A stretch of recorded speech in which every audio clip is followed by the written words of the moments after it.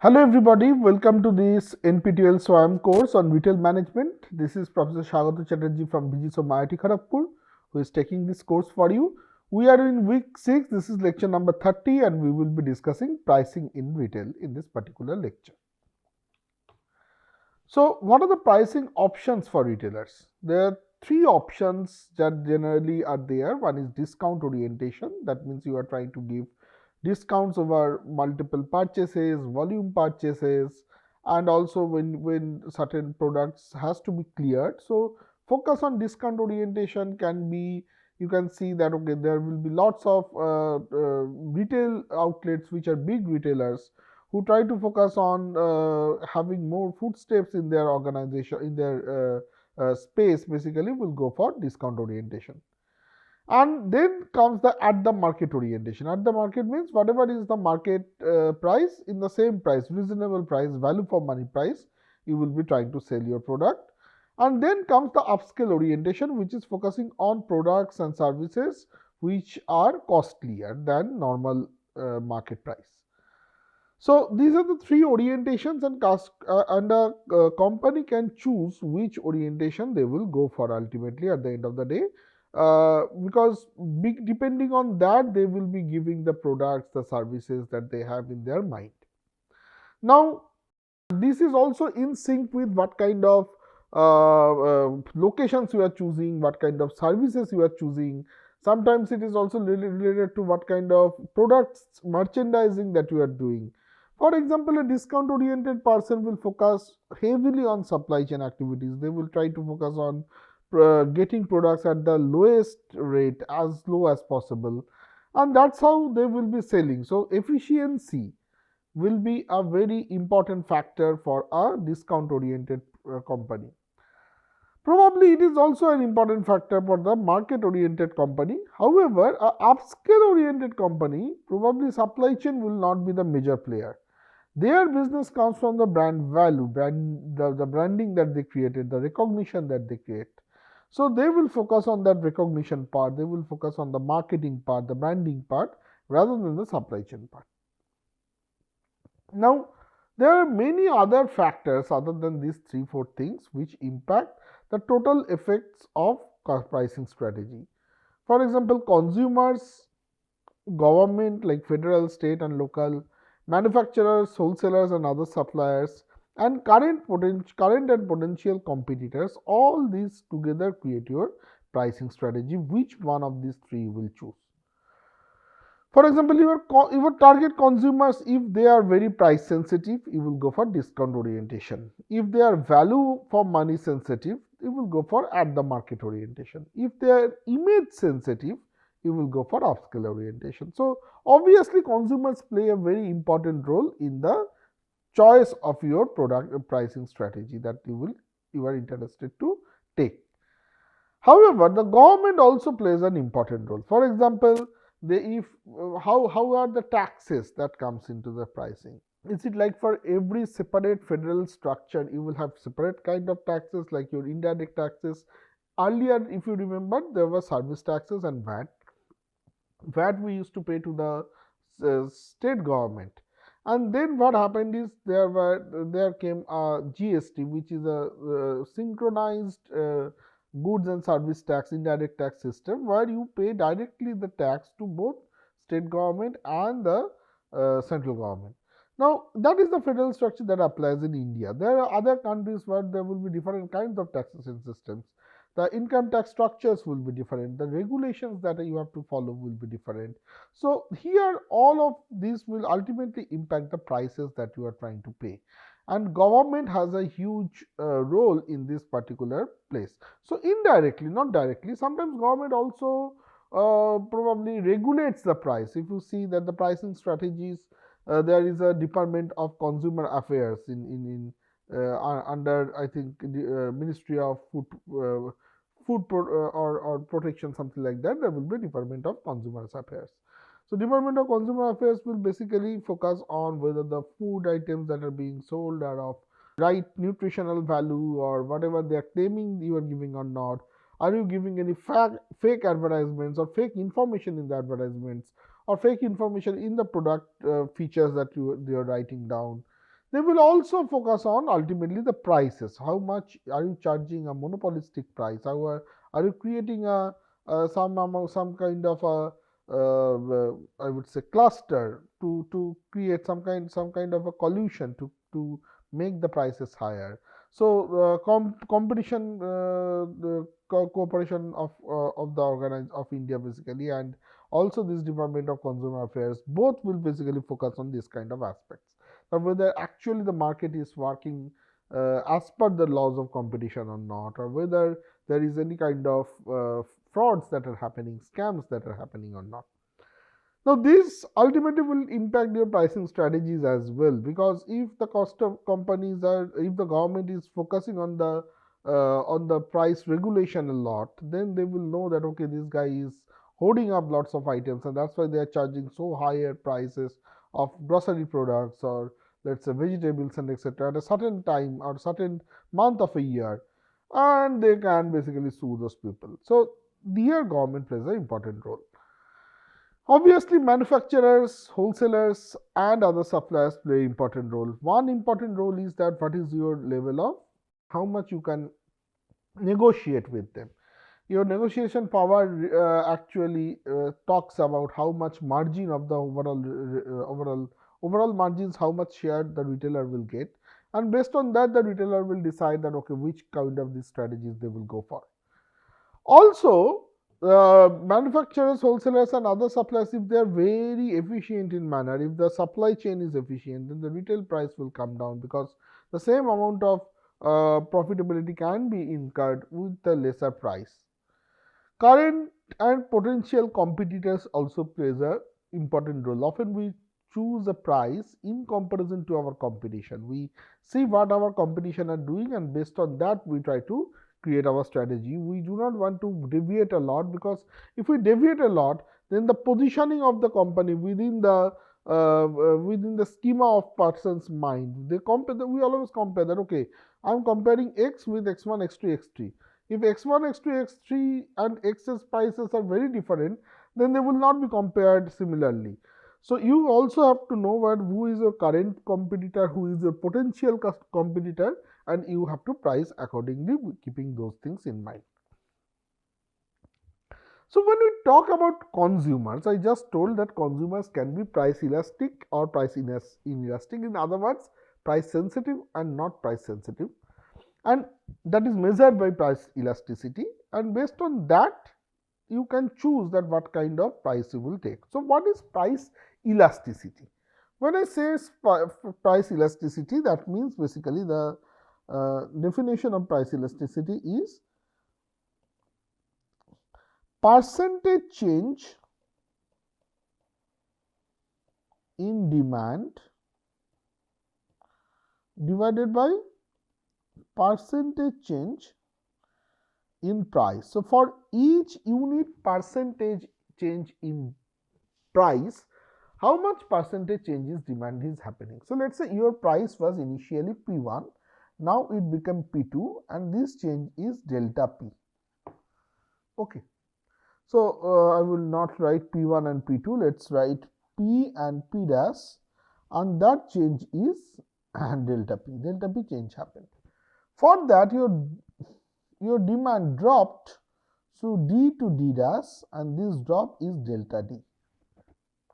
So then how much is the change in price? Delta P.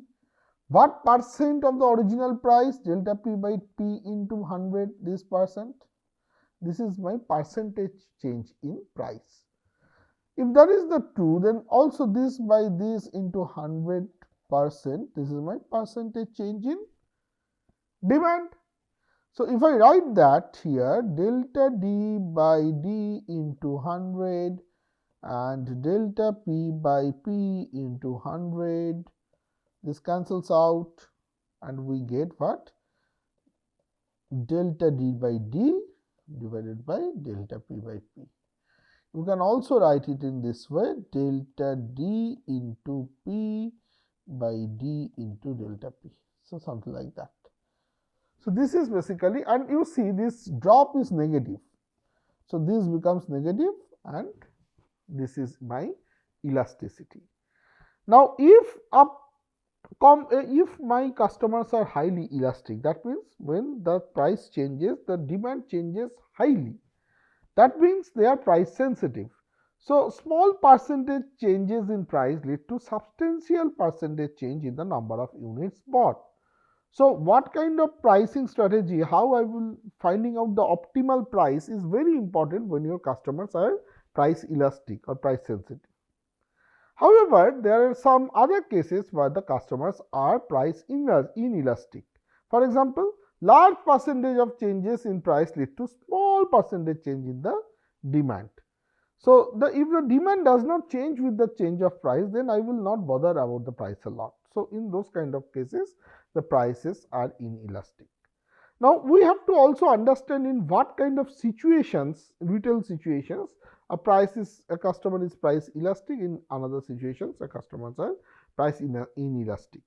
For example, impulse buying, customers are very much price inelastic, they don't. Or let us say if it is a high involvement product, then sometimes customers might not be price elastic much, they will be moderate level of elasticity. But if it is a low involvement product, they will be highly price elastic. If you increase the price, they will switch to some other brand, because people will not even have a association with the brand a lot. A very designer product, a very up class product which people like a lot, if somebody is a loyal customer, loyalty also reduces elasticity. It's another important thing. So, the more loyal a customer is towards your brand, toward your retail products, retail services that you are providing, the less price elastic that person will be. So, they will be absorbing the price, they will be ready to pay a little bit more without changing the demand. Now, when we talk about market segments, customer market segments based on this price elasticity or price sensitivity, there are different types of customers we get. One is economic consumers. Economic consumers' major focus is price. I will try to get as much low as possible, the highest amount. So, their utility curve, the utility function that they have, has huge gives huge importance towards price. So, they are highly price sensitive. On the other hand, status oriented consumers are generally not that price sensitive. They give more importance to status symbol. The brand may have different values. For example, let us say if I talk about Tata as a brand. Tata brand talks about value or trust. Tata brand may not be focused on status. On the other hand, there might be another brand, let us say if I talk about Rolls Royce or something like that, they will BMW, they will talk about, although some of these biggie brands comes under Tata Motors or comes under Tata overall, but when we talk about Tata Motors, let us say a car, which talk about trust, which may talk about let us say engineering efficiency or Indian roads. These other brands which are Jaguar or something like that will talk about a different kind of status. So, the brands which are status oriented, if a customer buys them, then there will be a status oriented consumer. That particular consumer's price sensitivity will be low. Then comes assortment oriented consumers. Assortment oriented consumers in what we say is basically a variety seeking consumer. They want assortment, they want different types of products and services that are sometimes bundled or at least available for choice.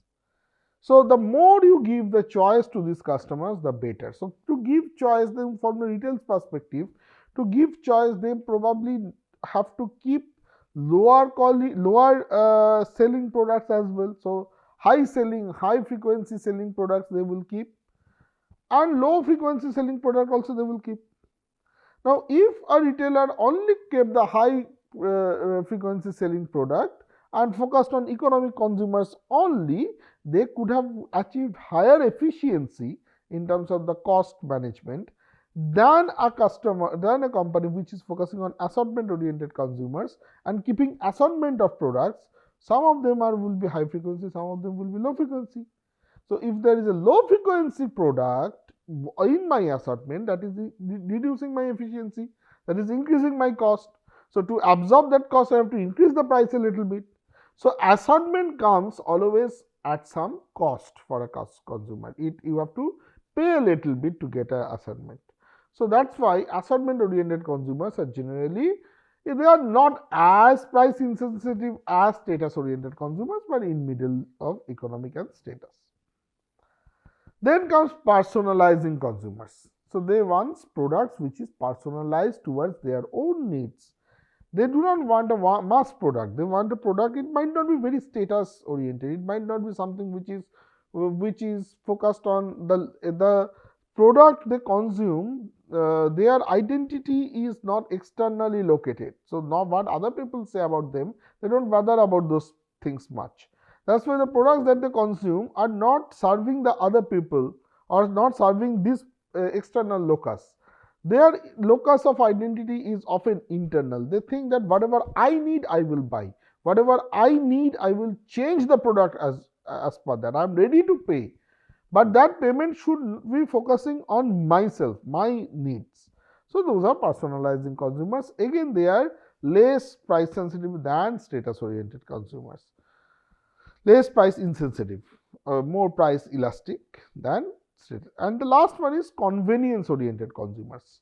So again, these guys are willing to pay a little bit more, but for convenience, not for personalization, not for status, but for convenience. So for what, basically in all these four things, these people will not be interested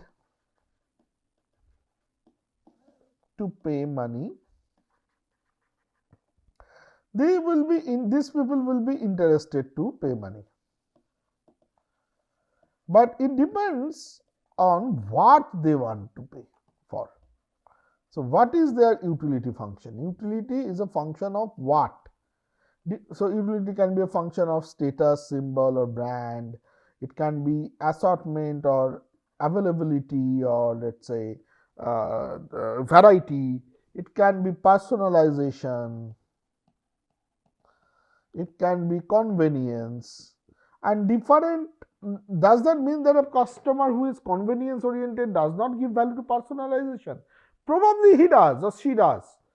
But the focus, the amount, when I write this function, the beta parameter for convenience, the amount of weightage that you give to the convenience is higher than the other things for a convenience focused guy.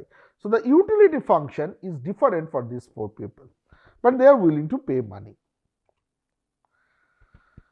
Then what? Then I have talked about government, I have talked about the supplier, which is more or less well known.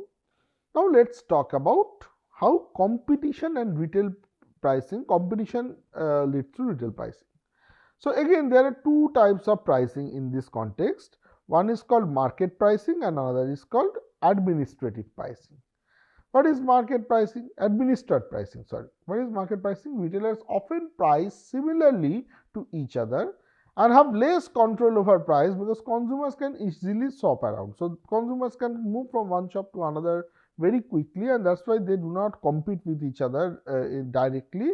They say that, okay, you stay and I also stay, let's divide the customers as much as possible.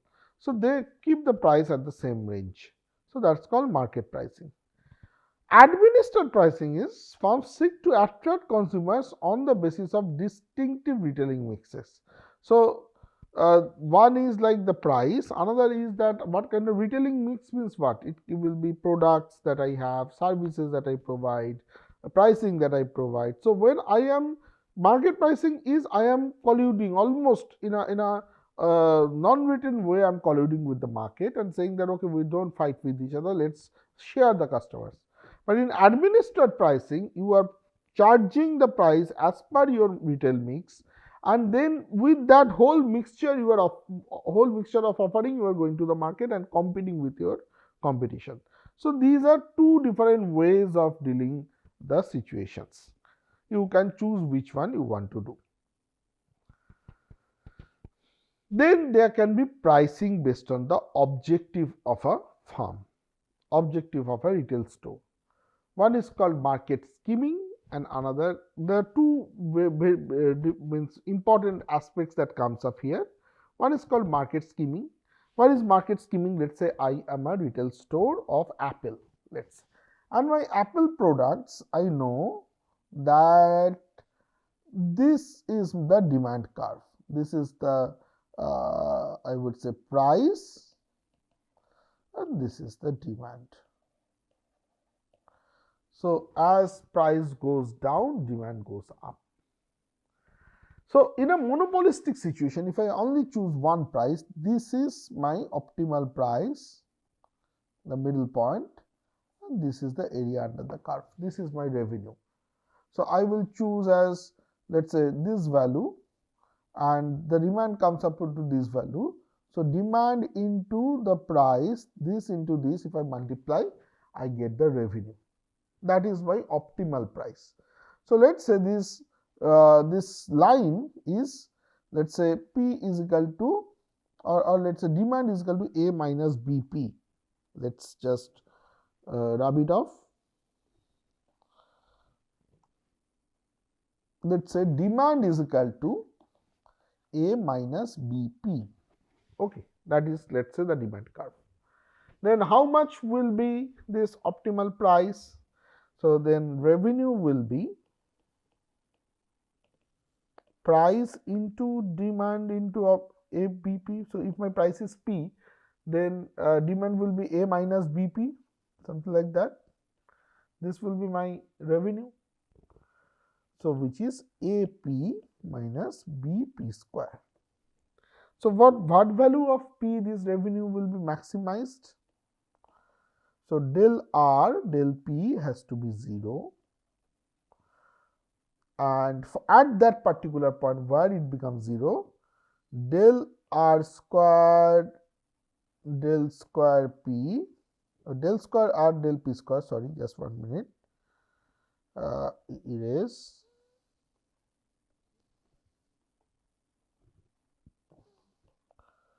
Has to be negative, then only it maximizes. So what is del R del P? So that means A minus 2BP is equal to 0. So P has to be A by 2B, right? At that price, what becomes my demand? My demand is basically A minus B into A by 2B, so which is A by 2. Okay. And at this point, if you see that at this point whether the price becomes, this value becomes, what is del square del R del R square? So this is del P of A minus 2BP. This value I just picked up. So del P of, it's basically minus 2B. So that is basically, when this happens, this is basically a minima, a maxima. So now let's see that these are my optimal demand, this is my optimal price. When the price at this point revenue becomes maximized. So what is that value? Let me just put that. So what is that value? What did I say? I said that D is equal to A minus BP. When P is 0, when the price is 0, what is the demand? A. And when the demand is 0, what is the price? A by B. And this is my straight line.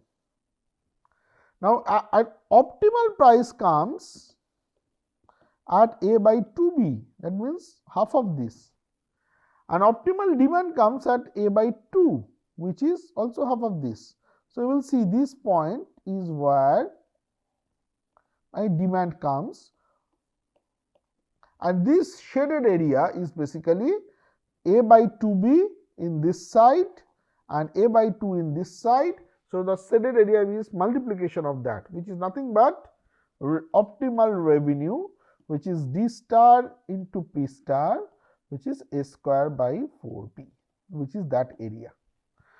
So basically, if you know that the area under the demand curve is what the company is trying to capture, and they are saying that this is particularly the area of under the curve. When I am a monopoly, I can achieve that.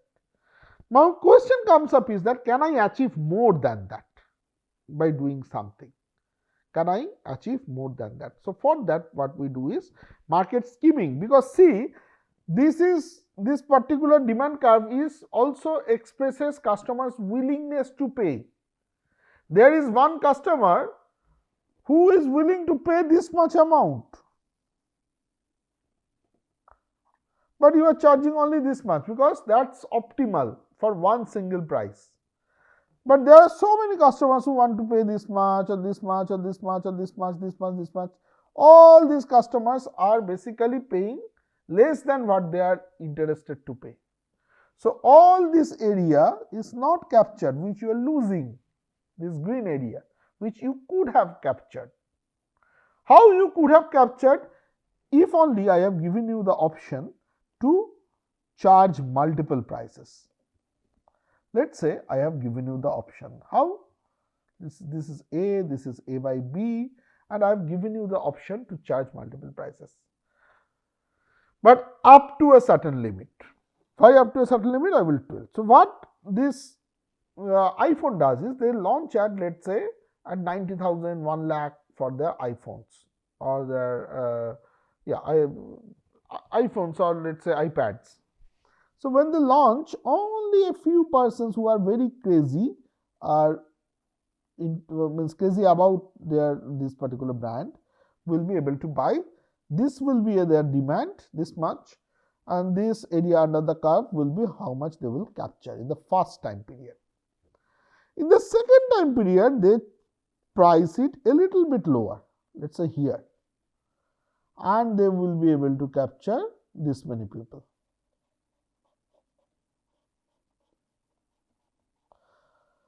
This many people. So that happens in the next month. Another 1 month down, they are pricing it here, and they are able to capture this many people, this area. Like that, they will keep on doing this up to the time when basically the next this thing is ready to be captured. The next particular iPhone or iPad is ready to be launched. Up to that one, they will keep on increasing, and they will not go below at a certain level, because after that their brand name gets affected. So up to this level, slowly, they will first capture these, and capture these, then capture these, then capture these, then capture these, and so on. So basically, they will capture the whole area, which they were not doing here in this previous case. So this is called market skimming. So you are skimming up the market. It's like, let's say it's a cake and you are taking up layer by layer. Instead of cutting it like this, you are cutting it like this. So you are taking up layer by layer. So that's what called market skimming. It's heavily applicable for products which are let's say high value product, any new high technology product that gets introduced. It can be a car, it can be a washing machine, it can be a dishwasher, which is newer technologies which are coming into a market. They will, or newer brands which are coming into the market, they will adopt this kind of a strategy. Another strategy is called market penetration strategy.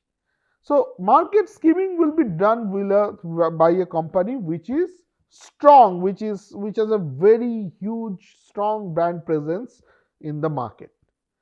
But market penetration will be done by another kind of a company or a retailer. This retailer, he is new to the market and he wants to have as much customers acquired as possible.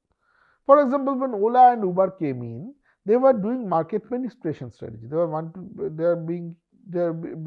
trying to be sure that I will charge such a price as that my customer base becomes bigger, and by that, having that big customer base, I know that which are the routes where people are going most, and individual level I want to know that what is this particular customer price sensitivity. They can play with you.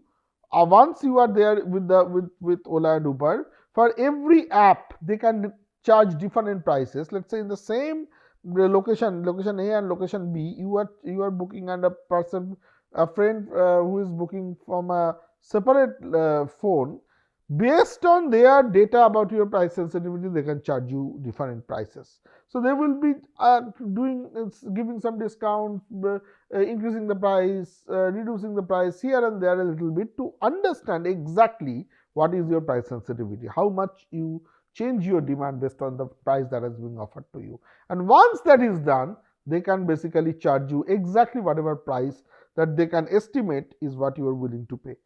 So before they can do that, they have to have a huge base of customers, and that can be done by market penetrating price, which is a very low price.